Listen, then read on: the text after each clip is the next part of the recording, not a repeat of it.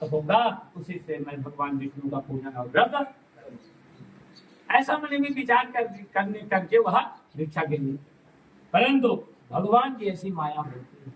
आप कोई काम संकल्प कर लीजिए तो आपके पास धन रहे या न रहे, आपके घर में बीमारी रहे, उस समय बीमारी भी गायब हो जाती है अगर भगवान को कराना होता है। लेकिन आपका संकल्प कैसा होना चाहिए?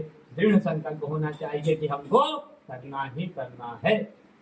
तो जब दृढ़ संकल्प करके वह ब्राह्मण भिक्षा के लिए चला तो ऐसी जगह पहुंचा जहाँ धनिक वर्गों का ज्यादा धन प्राप्त हो जाए।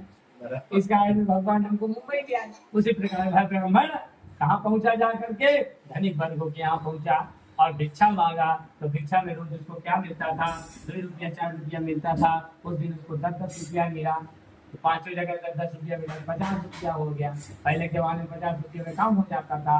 वो सीधा मिल गया, उसका कथा करने भर का धन मिल गया। उसी द्रव्य से वह ब्राह्मण अपने बंधु बांधवों के साथ में ब्राह्मण को बुला करके कथा सुनाई। उस कथा के प्रभाव से, उस कथा का प्रभाव देखिए क्या क्या हुआ। भटमस्या हमको नहीं बोलना, आप आराम से बोलिए। कथा सुना, कथा सुनने के प्रभाव से हुआ क्या उसके साथ? यदा विक्रम पृथिव्यां संकरिष्यति तदेव सर्वदुःखं तो मनुष्या विनश्यति। कहते उस प्रभाव के, उस व्रत के प्रभाव से वह ब्राह्मण सभी दुखों से छूट गया और अंत में मोक्ष लोक को प्राप्त हुआ। हे विप्र, पृथ्वी पर जब भी कोई मनुष्य इस कथा को करेगा उसके सभी दुख नष्ट हो जाएंगे। यह सत्य बात है, इसमें संशय नहीं है। लेकिन कैसे?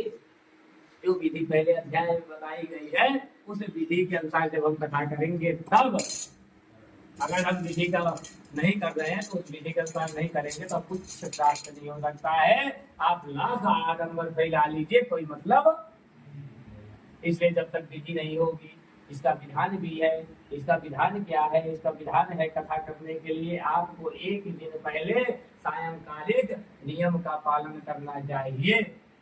नियम क्या है कि आपको सायंकालिक एक टाइम भोजन करना चाहिए और दातून करनी चाहिए। ब्रश मंजन नहीं, उसमें केमिकल होता है।